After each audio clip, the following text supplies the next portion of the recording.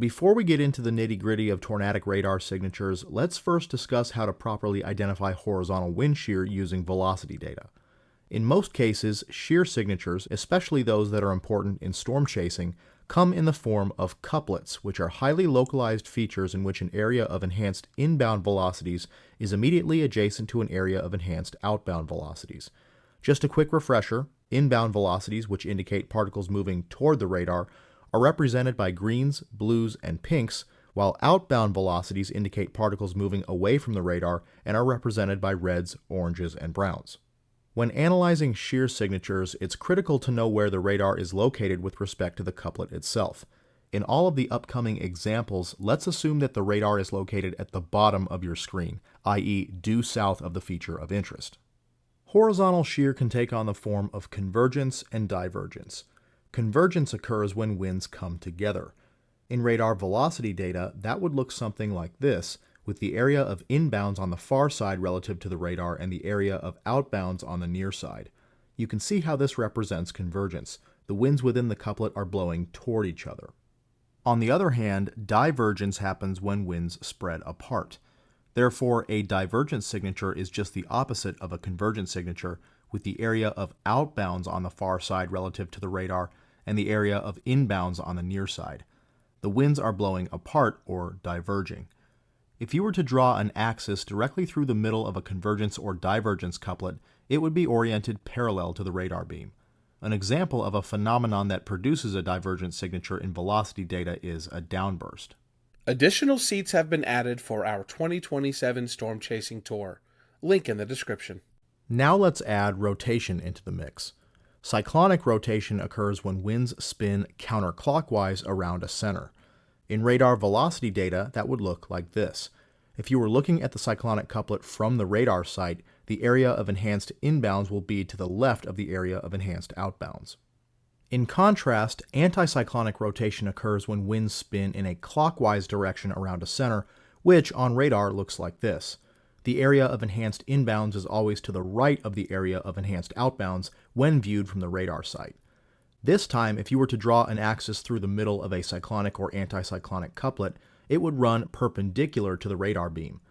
Mesocyclones and tornadoes combine aspects of both convergence and rotation, which is typically cyclonic, so the axis of a couplet associated with a mesocyclone or tornado may not always be purely perpendicular to the radar beam. That brings us to a special kind of couplet called a Tornado Vortex Signature or TVS. As its name suggests, a TVS is a concentrated area of intense rotation evident in velocity data that suggests the presence of a tornado. Given the variety of different sizes, shapes, and intensities that tornadic vortices can exhibit, there are few official thresholds defining exactly what constitutes a TVS. In a very general sense, the smaller and/or more intense a couplet is, the more likely it represents a tornado, but it depends on the environment and the couplet's distance from the radar, among other factors. The intensity of a TVS is calculated by finding a variable called DeltaV, which is the difference between the maximum outbound pixel and the maximum inbound pixel within the vortex signature. DeltaV does not correlate directly to tornado intensity. Instead, rotational velocity, or Vrot, is a much better estimator of tornado intensity from radar data. Vrot is simply half of DeltaV. In this example, I found, using this program's inspector tool, that the maximum outbound velocity within this TVS is 97.3 miles per hour, and the maximum inbound velocity is negative 52.6 miles per hour. Plugging these values into our equation, we get a DeltaV value of 149.9 miles per hour. Dividing this by 2, we get a Vrot value of about 75 miles per hour.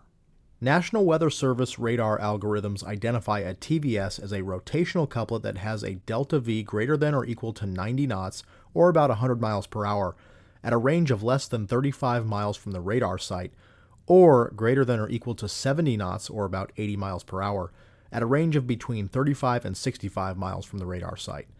Because the radar beam increases with height above Earth's surface the farther out it travels from the radar, tornadoes and supercells that are even more distant from the radar may evade detection, and any rotational signature that does appear might only be attributed to the parent mesocyclone, given how high up into the storm the radar would be sampling at its lowest elevation angle.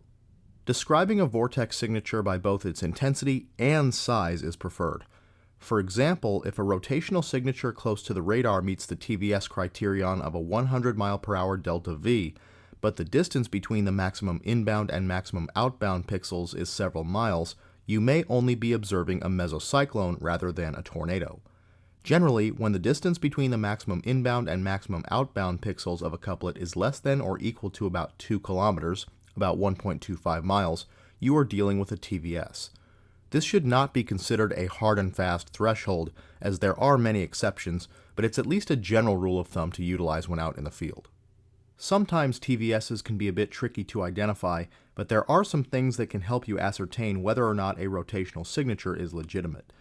As previously mentioned, knowing where the radar is located relative to the couplet in question is key.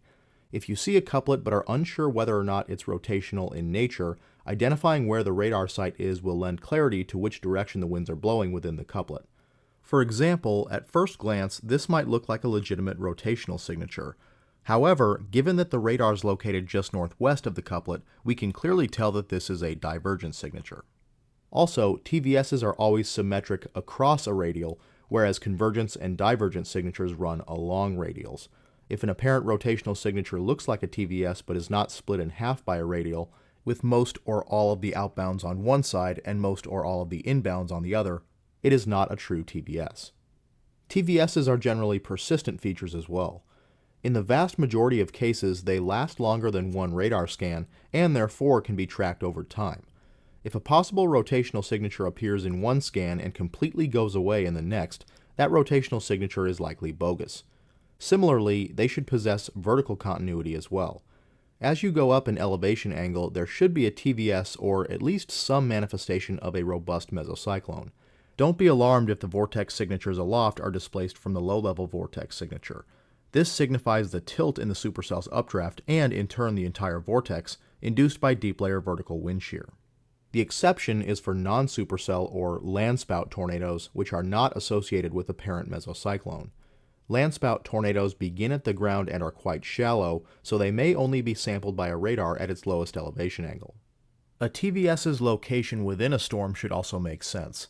In a supercell, it should be located at the tip of the hook echo, or if a hook echo doesn't exist, near the rear flank of the storm.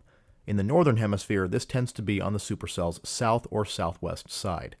Sometimes, in lieu of a hook echo, you may see a bounded weak echo region, similar to what we discussed in episode 2, colloquially called a donut hole. As we discussed in the previous episode, tornadoes tend to occur at the interface between the forward flank and rear flank downdraft gust fronts. Often, you can make out the rear flank downdraft gust front in reflectivity data as a fine line draped downward from the tip of the hook echo, as well as in velocity data as a subtle convergence boundary wrapping into the TVS. Sometimes, anticyclonic tornadoes can develop near ongoing tornadoes, often along the rear flank downdraft gust front. On occasion, couplets will appear in the forward flank precipitation core, or even in the precipitation-free inflow notch of a supercell displaced from the hook. These are illegitimate TVSs and are the result of radar artifacts, which we'll discuss in a future episode of this module. In a squall line, TVSs are often coincident with small kinks in reflectivity along the leading edge of the line, or in supercells embedded within the line. TVSs in squall lines can often be difficult to detect, as they often appear small, asymmetric, and fairly weak, and they tend to be quite transient in nature.